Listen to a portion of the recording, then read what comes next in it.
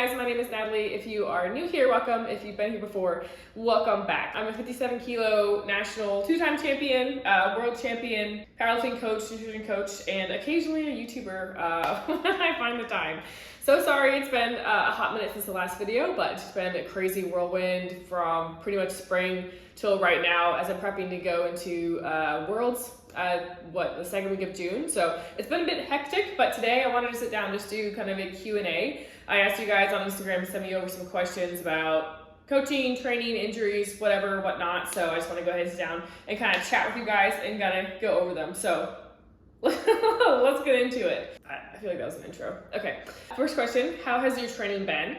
So training has been productive. I would say it would be the best word for it. 2-sentence synopsis of the last year. I competed at Sheffield 2024. I tweaked my back prepping for Worlds, so I had to withdraw. Pretty much had to take a good bit of time off that entire last summer of squatting and deadlifting, rehab my back, was getting strong, herniated a disc in my back, and then was rehabbing that, coming back, and then I ended up tweaking my hip flexor right before nationals of this year, and has been rehabbing that, and now finally, after going through nationals and currently prepping for Worlds, I feel healthy.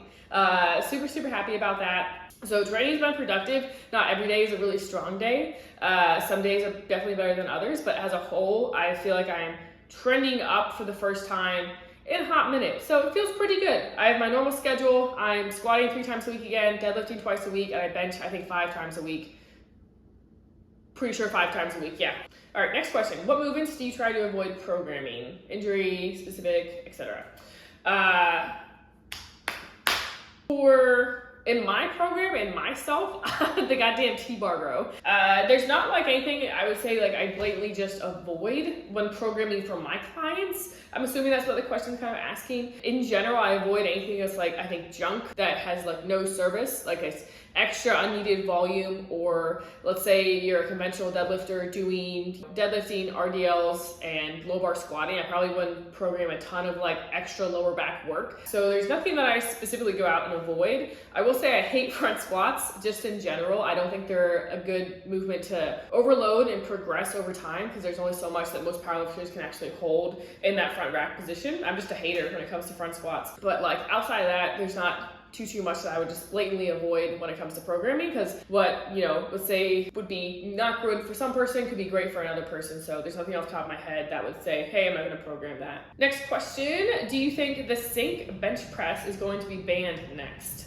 I would say no. I think the elbow depth rule, which if you're familiar, the IPF, International Powerlifting Federation, is still a rule where on bench press, like the elbow must come to pretty much the top of that shoulder joint for depth, because I feel like it was because the internet was hating on the high archers who were getting away with kind of like the minimal range of motion on bench press. So a lot of people have switched now to get elbow depth by sinking the bar. So I think that the more bench press sinks we're seeing is kind of from the elbow depth rule to begin with. So while that's still in place, I don't think sinking is going to be banned by any means, and it's honestly like a pretty beneficial technique, I think, for a lot of like heavier weightlifters too. You get a big benefit out of just being able to sink the bar and get a ton of power out. And what kind of drives a lot of views in powerlifting is the really heavy bench pressers. In summary, no, I don't think the sink bench press is going to be banned by any means. My week 4 feels too good. Bad idea to get a week 5 or save it for the next week 4. So I think this comes down to kind of like block timing. So if you're always running 4-week blocks and you find yourself feeling really strong every single week 4 and be able to chip week 4 PRs every single block, then don't do a week 5. It also depends on if you're prepping into a meet and you only have a certain amount of time, because you don't want to mess up your peak structure. So like if you have 12 weeks out and you're going to run 3-4 week blocks, then you probably don't want to do a 5th week and then mess up your peak on the platform. If you're not prepping for a meet and you have great momentum, then go ahead and take that week 5, because there's a time and a place to follow the momentum. If you are prepping into a meet with the goal of PRing on the platform, then you don't want to do something dumb in training, like add an extra week or risk the extra fatigue or mess up like the taper and peak structure of your block. But if you don't have a meet in sight and you have great momentum, then go ahead and add the week 5. In meet prep mode, don't screw it up, pace to the meet, PR on your every week 4. If you're not, then go ahead and add a week 5 and have some fun. What powerlifting trend do you wish would die out? Anything the junior lifters are doing. What's been new in powerlifting lately? There's like the video angle where you like record on the deadlift platform. Like you don't face full on, but the lifters are like turning the bar on the side. That like bothers my OCD. I don't like that. I feel like that trend's dying out quickly. What else are people doing? I think everyone else is doing fine. I can't think of any other trends that I wish would die out right now. Do you have powerlifting role models, coaches, or athletes? Yeah, for sure. So like, I think I've mentioned this a couple times when I was a younger lifter and just starting out in the sport. Like I really looked up to like Meg Scanlon. Back in the day, gosh, what was her name? Maddie Forberg. Like all the women on Team USA, kind of back in the day. I definitely looked up to a lot of athletes and I still do today. Like there's so many, I think especially on the women's side, it's grown so much. Like I love watching Agatha lift. I think she's awesome. And her training is super interesting too. I don't know if you follow her coach or Agatha's like way of training. She posts a good bit about it. It's just so interesting. As far as like coaching role models go, obviously I look up to Steve a lot who coaches me. I think John Song and all the guys on Powerlifting now, as far as like Kelly Mann, are just like really great coaching role models right now, especially with the content they're putting out. Like I love Kelly Mann's Instagram kind of shorts. Is it shorts? No, it's reels. Reels that she puts out. She has a lot of great information. It's always nice to see her like posting stuff. I think just the clarity and like more kind of communication from the coach's side on social media now has been like awesome, because you're going to see way more content the way you used to see in like, let's say 2019 to 2022, where there wasn't a ton of like coaches just openly talking about like powerlifting, programming, structuring, client problems, collaboration. I feel like there wasn't nearly as much back then as there is now. Obviously back in the day, I watched a ton of like Mike T videos too. So I feel like you can't never stop like learning and having kind of like people who set the pace for and the standard for, I think, coaching. Those people are always super exciting to watch and like learn from. Will you ever consider going up to 63? Maybe. I don't know. We'll see what happens. All right. What was your mentality going into PA Nats? Has it changed for Worlds?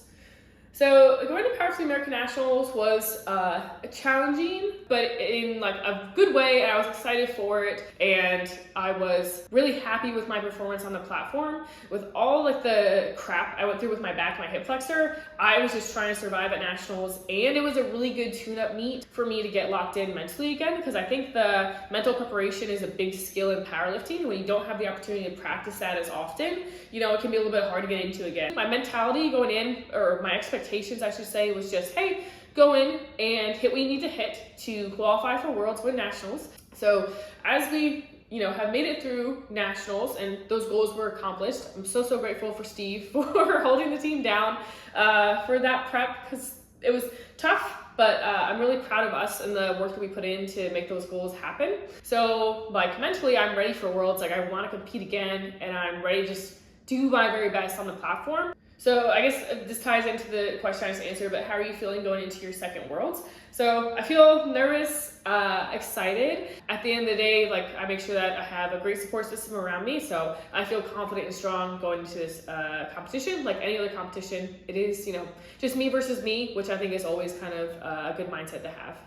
Low back pain rehab. So that entirely depends on what type of back pain you're having and like where it is. If it's like an SI joint issue, if it's like a disc herniation issue, if it's just low back soreness. So it depends on those things. When I first injured my back, and it was more muscular, and it was like lower back extreme kind of stiffness and pain, and any kind of like bar loading really hurt it. I was doing a ton of like just mobility stuff to get my back loosened up with an in-person PT. So doing some cat-cows, some like needle stimulation in there. And then I think I was doing like lightly weighted like back extensions and things like that. It's been so long trying to remember what else I did. So if you're curious about that, I honestly would reach out to John Song. That's who I work with for my like a disc issue. He really helped me. So I'll link his Instagram below in the description box. Number one secondary and or accessory movement for bench. I would say as far as bench press goes, I think Secondary variation for bench press, outside like a comp standard one pause bench press, my second favorite is probably going to be tempo bench press. I think whether you are, doing a soft touch or even a sync, I have a couple of sync bench pressers who do tempo work as well. It's just super beneficial because usually it cues a lot of great leg drive and bar control. So I love tempo bench press to aid in the growth and advancement of comp bench press, because if we don't have leg drive, we don't have control, bench is going to suffer, and tempo does a really great job of hitting both those things. As far as number one bench accessory movement goes, I'm biased. I love weighted dips. I guess why you asked me this question, I'm supposed to be biased, but I love weighted dips. I think it hits the chest great, the triceps great, and it's a movement that can be overloaded over blocks and blocks and blocks and blocks. You can do weighted dips for probably forever. But any movement really that you get a great chest or tricep stimulus on is usually my favorite for bench press. Especially if you're like a wider grip bencher and you have like your hands on max grip, I think a really heavy chest movement is a great accessory. So whether that's loaded chest press or weighted dips or deficit pause push-ups, decline push-ups, anything like that is a really, really good accessory movement, because we aren't getting that much like just straightforward chest hypertrophy from benching a barbell like alone. Any difference in coaching men and women, periodization and talking approach, for example? I feel like the talking approach is like as a reference to the IPF coaching course. Does anyone remember that? Oh, jokes. I mean, there's pretty basic differences when it comes to the amount of volume. Women can typically handle more than men on all three lifts, like femur length and things like that. So a 6'4" guy with really, really long femurs would probably not be able to do the same squat volume as a 5'2" woman, who's like a 63 kilo something, squatting. So there's differences like that. As far as approaching expectations and coaching on meet day, everyone's different. People respond differently to different hype levels. So I say it's pretty individualized. But when it comes to planning out the volume, I think that's the biggest difference between men and women. Okay, next question. Are you taking on clients at the moment?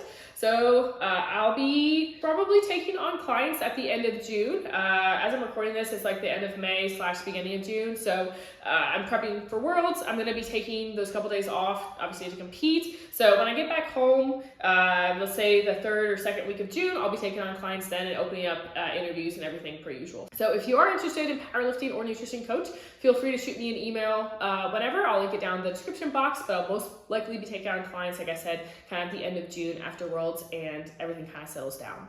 Can you do a YouTube on bench, please? I've done, I think, 1 or 2 on bench press. I can't remember. I think I did an arch video and then an accessory video. I can always make more bench videos. I love bench, so if you'd like that, sure. If you want anything else, just let me know down in the comments below. All right, and then last question that I'll be answering today. What mental switch did you make to go from a good athlete to a national champ? So I don't even think it's been really a mental switch by any means, from just being a regular athlete to national champion or world champion or, anything like that. Because I feel like I'm yes and no, I'm not the same person I was back in 2019, but I still feel like I love the sport just as much as I did back in 2019. So there's not a really mental switch I've made. I've just gotten better at being mentally prepared. I prep myself before going to competitions. So I feel like it wasn't even a switch. It's just been growth, which is anything over time. Ideally you're growing. You're not the same person you were last year, and last year you weren't the same person you were the year before. I would say that's what it's kind of been for me. I've always loved powerlifting. I still love powerlifting. It's what I do. It's what I want to do. So it wasn't really a switch that I've, made from, just doing local meets to nationals or worlds.